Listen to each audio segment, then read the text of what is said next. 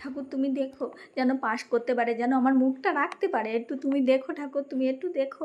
এই মেয়েটা সারাটা দিন খালি ফোন দেখছে, আর আমার মান সম্মান সব ডুবিয়ে দিচ্ছে। পাড়ায় এত ভালো ভালো রেজাল্ট করছে ছেলেমেয়ে, আর আমার মান সম্মান সব ডুবিয়ে দিচ্ছে। তুমি দেখো ঠাকুর, যেন ভালো রেজাল্ট করতে পারে। তুমি দেখো ঠাকুর, তুমি দেখো। এই মনাই, বই নিয়ে বস নাকি, আয় একটু ঠাকুর ঘরে এসে ঠাকুরের প্রণাম করে যা।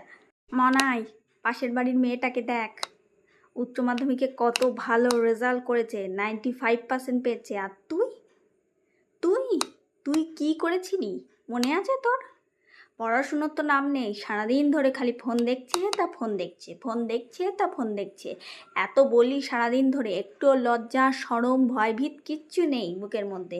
শুধু কারি কারি টাকা খরচ করে পড়াশুনো শেখাচ্ছে আমরা। কারি কারি টাকা খরচ করছি, কারি কারি টাকা খরচ করছি এর পিছনে। পড়াশুনোর নামগন্ধ তো কিচ্ছু নেই। কারি কারি টাকা খরচ করে শুধু পড়াশুনোই করে যাচ্ছে, কিন্তু কোনো নাম নম্বর কিচ্ছু হচ্ছে না।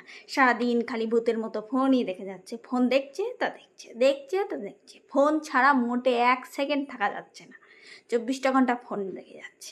এই মাধ্যমিকে উচ্চ মাধ্যমিকে আশেপাশের ছেলেগুলোকে দেখ, তোর থেকে কত ছোট ছোট, তারা পর্যন্ত এত সুন্দর 95, 85 এরকম নাম্বার পেয়ে পাশ করছে। আর তুই